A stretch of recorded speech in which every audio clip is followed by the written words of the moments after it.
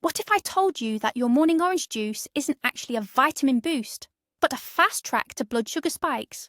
Or that those highly advertised fitness bars are nutritionally almost identical to standard candy bars?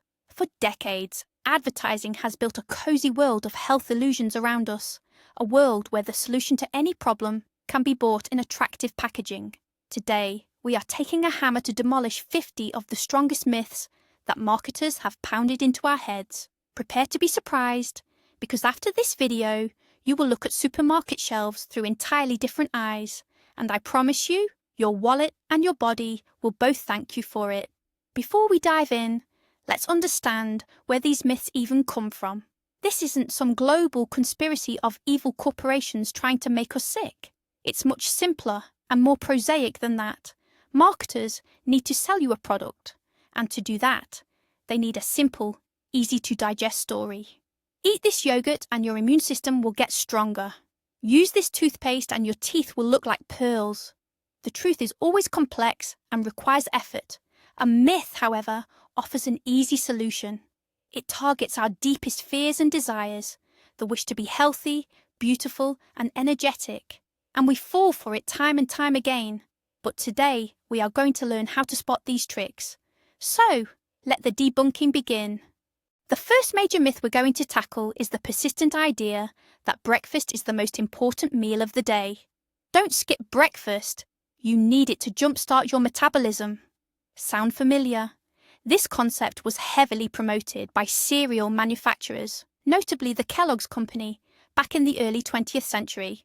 Their goal was simple: sell their flakes. To do that, they successfully created an entire cult around the necessity of the morning meal. In reality, contemporary research shows that meal timing is far less important than the overall quality of the food and your total caloric intake for the day. Furthermore, for many people, skipping breakfast, often referred to as intermittent fasting, actually helps them better control their appetite and manage their weight. There is zero scientific evidence suggesting that skipping breakfast slows your metabolism or negatively impacts your health. So, if you're not hungry first thing in the morning, there is absolutely no need to force food down. Listen to your body, not marketing campaigns from 100 years ago. Visualize that classic Kellogg's vintage advertisement slowly dissolving, transforming instead into a modern research graph illustrating the complete lack of correlation between breakfast and metabolic rate. The next myth encourages us to constantly carry a water bottle. The idea that you need to drink 8 glasses of water every day. This specific target, roughly 2 litres, is repeated endlessly in articles. But what is its origin? There is no clear scientific justification for it. Most likely, it's just a very rough, generalised average. Our actual fluid requirement is highly individual, depending on weight, activity level, climate, and countless other factors. What's more, we don't get water only from beverages. A significant portion of it is contained in our food, in soups, fruits, and vegetables. The body itself signals when it needs water. That's the feeling of thirst. Of course, staying adequately hydrated is important, but we shouldn't turn it into an obsession or force water down, ignoring the signals our own body sends. Picture someone struggling to finish their 8th glass of water, while right next to them sits a juicy slice of watermelon, which is already 90% water. Next up is the diet darling of the 90s, the myth of fat-free foods. When fat was declared the ultimate dietary enemy, store shelves quickly filled up with products boasting the 0% fat label. Yogurts, dairy snacks, even cookies. It seemed like the perfect solution. But there was a catch. When manufacturers strip the fat out of a product, it loses both flavour and texture. So, how did they compensate? You guessed it. With sugar, starches, thickeners, and artificial flavourings. As a result, that diet yogurt often ended up containing more sugar than its regular, full-fat counterpart. You avoided the fats, but you received a massive dose of simple carbohydrates, which spike your insulin and can lead to even greater weight gain. Healthy fats are essential for proper brain function and a balanced hormonal system. That's why, instead of reaching for fat-free yogurt loaded with sugar, it's far better to enjoy a small serving of the normal, full-fat version. It's both tastier and much healthier. Now let's take a look at the label of a typical fat-free yogurt, highlighting the surprisingly large amount of sugar listed in the ingredients. Let's move on to the trendy topic of cleansing. We need to talk about the myth that detox juices and smoothies actually clean out slags and toxins from your body. It sounds very scientific and alluring, doesn't it? Slags are toxins. These are just buzzwords used to scare us into buying the next miracle beverage. But the truth is, our body already has its own, incredibly effective detoxification system. We are talking about your liver and kidneys. They work 24/7, filtering your blood and efficiently flushing out all unnecessary metabolic waste products. No amount of celery or spinach juice can do this job better than they can. Most detox programs are simply very low-calorie juice diets that strip you of essential proteins and healthy fats. Sure, you might drop a couple of pounds, but that's mainly water weight and muscle mass loss. And remember, slags is a pseudo-scientific term that has absolutely no basis in real physiology. So the best thing you can do to cleanse your body is simply to let your kidneys and liver do their job and make sure you drink enough water. Visual cue: an animation featuring the liver and kidneys as mighty superheroes who are laughing at a tiny bottle of detox smoothie. What about the myth that brown sugar is healthier than white sugar? It's often promoted as a natural and wholesome alternative. It's more expensive, has a pleasant caramel colour, and is frequently stocked right in the health food aisle. But let's look at the facts. Brown sugar is essentially the exact same white refined sugar, but with a small amount of molasses added back in during the final stages of production. It's the molasses that gives it the colour and that subtle flavour. Yes, that molasses does contain trace amounts of minerals, calcium, potassium, and iron. However, the amounts are so negligible that you would have to consume an enormous, virtually unthinkable quantity of sugar to gain any measurable benefit. In terms of calories and impact on blood glucose levels, there is practically zero difference between white and brown sugar. To our bodies, they are chemically identical. Sucrose. This is a brilliant example of how effective marketing creates the illusion of health benefits out of thin air. Let's show an infographic comparing the composition of white and brown sugar, which clearly illustrates that they are 97% identical. Let's talk about vitamins. There is a prevalent myth that everyone needs to take multivitamins as a preventative measure. Advertising insists that modern diets are nutrient poor and environmental conditions are terrible, suggesting we can't survive without popping a pill. This is a colossal, multi-billion-dollar industry. However, extensive large-scale research shows that for the majority of people who maintain a balanced diet, taking multivitamins offers no discernible benefit. They do not reduce the risk of cardiovascular disease, cancer, or other chronic illnesses. Furthermore, an excessive intake of certain fat-soluble vitamins, such as A and E, can actually be toxic. Vitamins should only be taken when medically indicated, following the diagnosis of a proven deficiency, and always after consulting a healthcare professional. The best source for all essential nutrients remains a diverse and balanced diet. Do not attempt to compensate for a poor diet with a handful of pills. It simply doesn't work that way. Let's visualize this: a mountain of fresh fruits and vegetables on one side, and a solitary bottle of multivitamins on the other. The scales undoubtedly tip heavily in favor of real food. Now here is a myth that causes widespread fear of the microwave oven. It's the claim that microwaved food becomes harmful or radioactive or loses all its nutritional value. This fear is based on a fundamental misunderstanding of how the appliance actually functions. A microwave uses microwaves, a form of non-ionizing radiation that simply causes water molecules in the food to vibrate, generating heat. Crucially, this type of radiation does not make food radioactive. As for nutrient loss, any form of thermal processing, whether boiling, frying, or baking, results in the partial destruction of vitamins, especially water-soluble ones like vitamin C. However, because microwave cooking is faster and requires less water, the loss of vitamins is often significantly lower than with traditional methods such as boiling. Therefore, the microwave oven is a safe and convenient kitchen appliance, not a source of radiation or dead food. Let's quickly show a simple animation explaining the principle. The waves vibrate the water molecules, and absolutely no harmful radiation lingers. Let's stick with the topic of food. The long-standing myth concerns eggs, the idea that they raise blood cholesterol levels and are therefore harmful to the heart. This cholesterol panic originated in the mid-20th century, prompting millions to completely ditch eggs from their breakfast plates. It is true that egg yolks contain a significant amount of cholesterol. However, subsequent research revealed that dietary cholesterol, the kind we consume, has only a very weak impact on the cholesterol levels in our blood. Our bodies, specifically the liver, produce the vast majority of the cholesterol we need. And crucially, when we eat foods rich in it, the liver simply scales back its own production to compensate.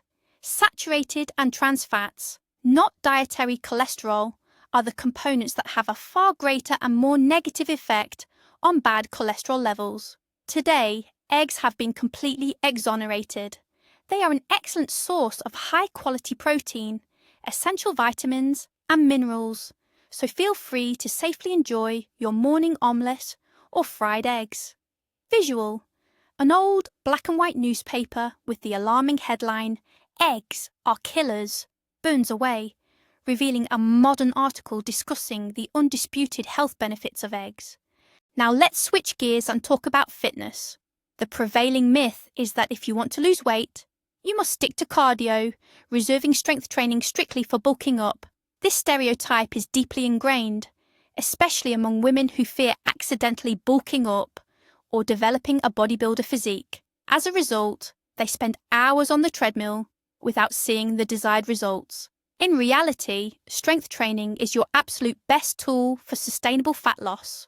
First, it burns calories not just during the workout, but long afterward. This is known as the afterburn effect, as your body uses energy to repair muscle tissue. Secondly, and most crucially, strength training builds muscle mass. The more muscle mass you have, the higher your basal metabolic rate, or BMR. This means your body burns significantly more calories at rest, even while you sleep. Cardio is essential for heart health, no doubt, but if your goal is a toned, defined physique, you simply cannot skip the weights and relax. You will not accidentally get bulky. Achieving that level of muscle requires an extremely specific, disciplined diet and training regimen. Let's illustrate this visually by comparing two silhouettes, one that is simply thin, labelled cardio only, and the second, which is toned, sculpted, and athletic, labelled cardio plus strength training. Our next myth deals with hygiene and cleanliness. The idea that antibacterial soap offers better protection than regular soap. For decades, marketers convinced us that our homes were crawling with dangerous germs, and the only way to save ourselves was through specialised products containing triclosan and other antibacterial agents. We paid a premium for these products, believing in their so-called super strength. However, the US Food and Drug Administration, the FDA, conducted research and concluded that there is absolutely no evidence that antibacterial soap is any more effective than plain soap and water for preventing illness. What's more, there are concerns that the widespread use of these antibacterial agents may actually contribute to the emergence of antibiotic-resistant bacteria. Consequently, the use of triclosan in soap was banned in the US and several other countries. So, the most reliable method is simply to wash your hands thoroughly with regular soap for 20 to 30 seconds. That is more than enough. If you look at your hands under a microscope before and after washing with plain soap, you can clearly see that all the microbes are effectively washed away. Let's talk about gluten and debunk a common myth that a gluten-free diet is beneficial for everyone. Thanks to aggressive marketing, cutting out gluten has become incredibly trendy, or even a massive fad. We now see entire aisles dedicated to gluten-free products, which often cost significantly more than their conventional counterparts. But let's clarify what gluten actually is. Gluten is a protein found in wheat, rye, and barley. It is genuinely dangerous for individuals with celiac disease, an autoimmune condition affecting roughly 1% of the population. There are also those who suffer from non-celiac gluten sensitivity. For these groups, a gluten-free diet is a medical necessity. However, for the vast majority of healthy people, eliminating gluten offers absolutely no benefit.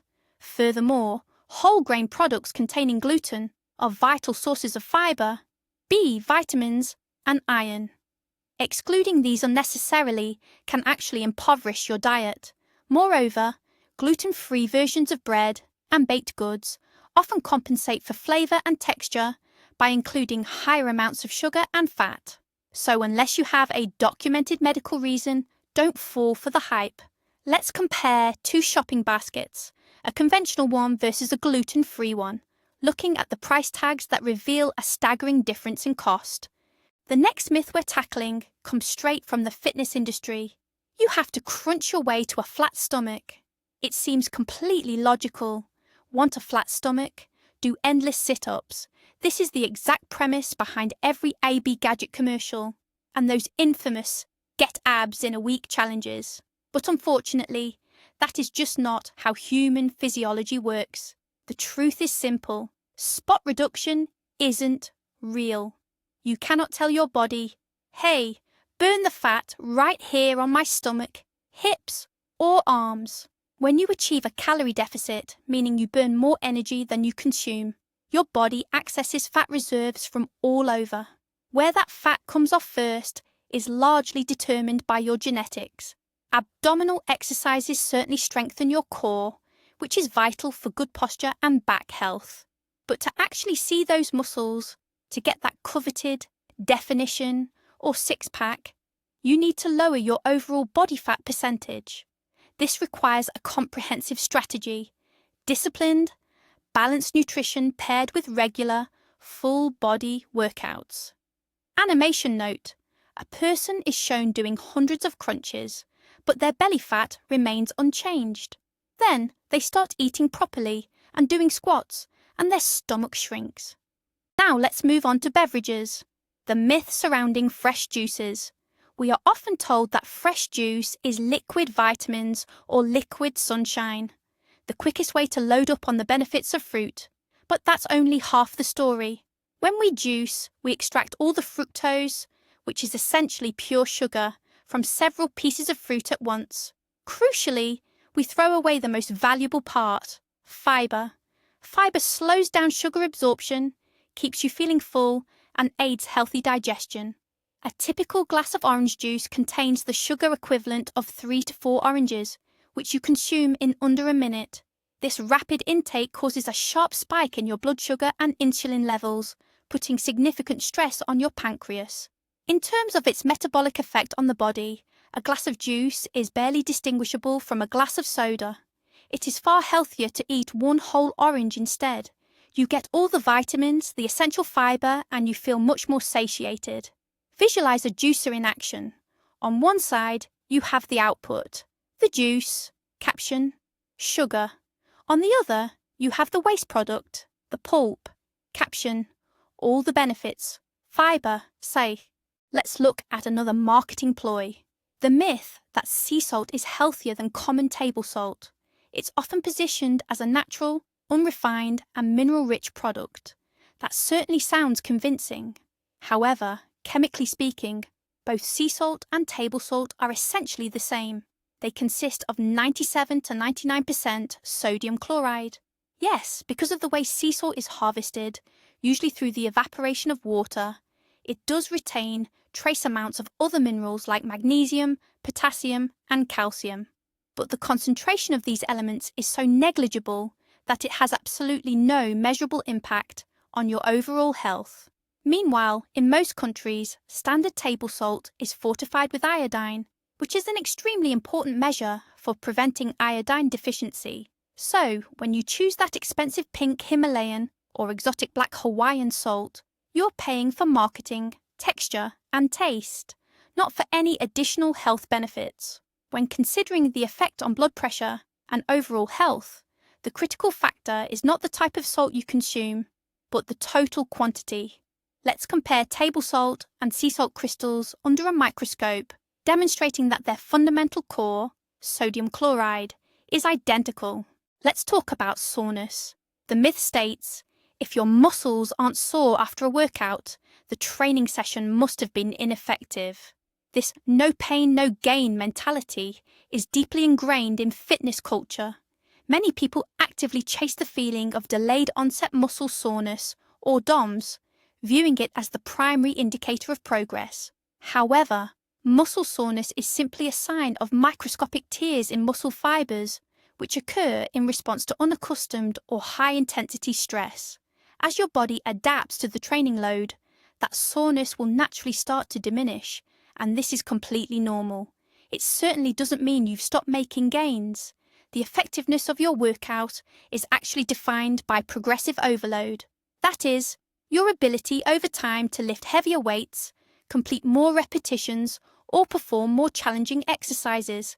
It is not determined by the level of pain you feel the next day. Relying on soreness as your key metric means constantly subjecting your body to excessive stress, which can ultimately lead to overtraining and potential injury. Contrast the happy athlete who moves easily after a tough session with the suffering individual who can barely walk down the stairs. The key takeaway is this: progress does not equal soreness. Next up, let's talk about personal care.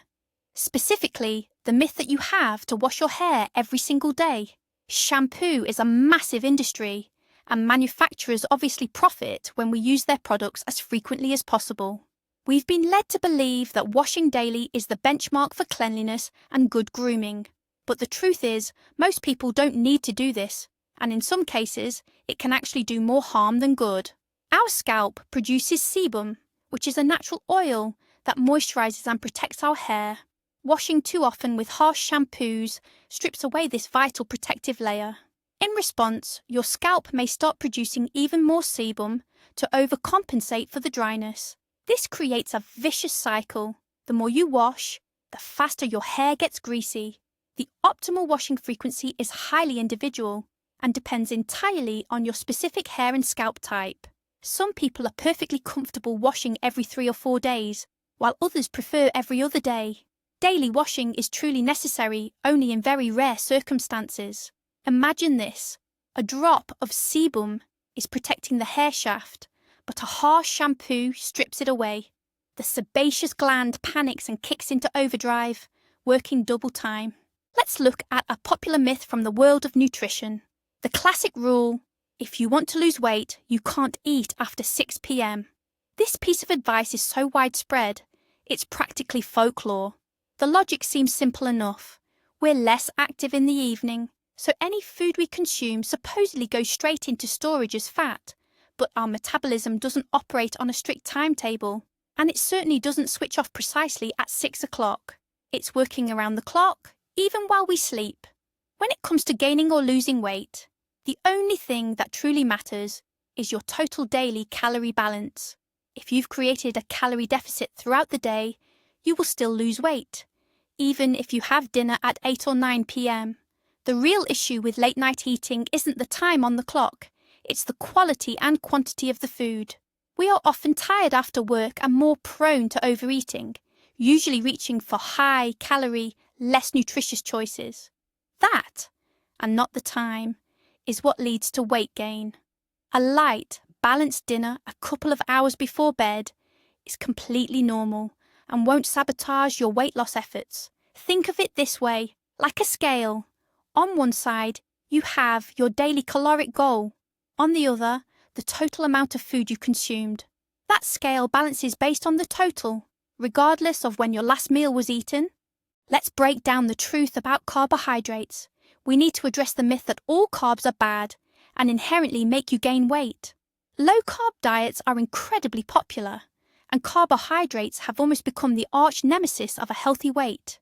But that is a harmful generalization. Carbohydrates are not all created equal. We have simple or fast-digesting carbs. That means sugar, white flour, and sweet treats. These do cause a sharp spike in your blood sugar and are readily stored as fat if consumed in excess. Then you have complex carbohydrates, foods like whole grains, legumes, and vegetables. They are rich in fiber, they digest slowly, provide sustained satiety, and are the essential fuel source for both our bodies and our brains. Eliminating them entirely from your diet is a major mistake. Doing so can lead to low energy, difficulty concentrating, and persistent feelings of hunger. The key to success is not total carbohydrate restriction, but rather swapping simple carbs for complex ones. Think whole grain instead of white bread, a piece of fruit instead of a processed pastry, and swapping white rice for options like buckwheat or quinoa. We can summarize this by dividing your plate into two categories: empty carbs, things like candy, soda, and white bread, versus quality carbs, like oatmeal, broccoli, and lentils. Now let's talk about a fitness myth that truly gets everyone heated. It's the idea that the more you sweat during a workout, the more fat you must be burning. Many people layer up in warm clothes or even wear specialized sauna suits, believing this is the key to faster weight loss. But this is a complete delusion. Sweat is 99% water, along with small amounts of salt and other trace elements. It is simply our body's cooling system, its primary mechanism for thermoregulation. How much you sweat depends on the environmental temperature, humidity, genetics, and the intensity of your exercise. But it is absolutely not directly linked to the amount of fat you burn. When you sweat profusely, you do lose weight, but it's purely water weight. As soon as you rehydrate, that weight immediately returns. True fat burning happens when the body uses stored fat for fuel, and that complex metabolic process is completely invisible. Chasing sweat can actually be dangerous, leading quickly to dehydration. That's why you should always train in comfortable, breathable clothing and make sure you drink enough water. Imagine someone stepping on the scale before and after a sweaty session. The weight is down, then they drink one bottle of water and the original weight instantly returns.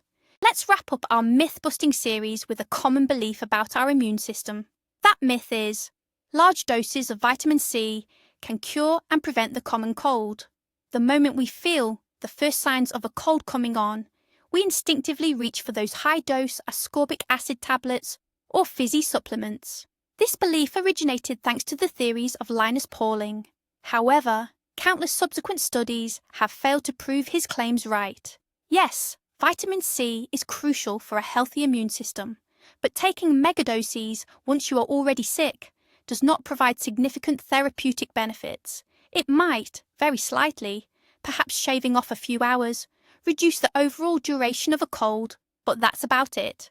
When it comes to prevention, it seems effective only for people undergoing extreme physical stress, such as marathon runners. For the average person, regularly taking vitamin C supplements does not lower your risk of catching a cold. The best defense against colds is still a balanced diet, adequate sleep, good hand hygiene, and stress management, not mountains of ascorbic acid. Animation Q, a small, sad cold virus, casually bypasses a massive pile of vitamin C pills. So how about that? From the fat-free yogurt that's secretly loaded with sugar, to the fat-burning sweat that was just, well, plain old water. Behind nearly every popular health trend and every catchy slogan, there's a savvy marketer just waiting for you to pull out your wallet. The main takeaway here is simple. Don't trust blindly. You need to question the information, read those ingredient labels, and look for actual scientific research, not just clickbait articles or glossy ads. And most importantly, listen to your own body. It truly is the best advisor you have. Marketing is designed to play on our weaknesses and desires. But now that you are armed with knowledge, you get to play by your own rules. Thank you so much for sticking around and watching this entire debunking video to the very end. If you learned about even one myth you used to believe in, please hit that like button. It seriously helps the video reach more people. What health or fitness advertising myth irritates you the most? Let me know in the comments below. I am genuinely excited to read your stories. And of course, subscribe to the channel so you don't miss our next investigations. Stay healthy and always remember to think critically.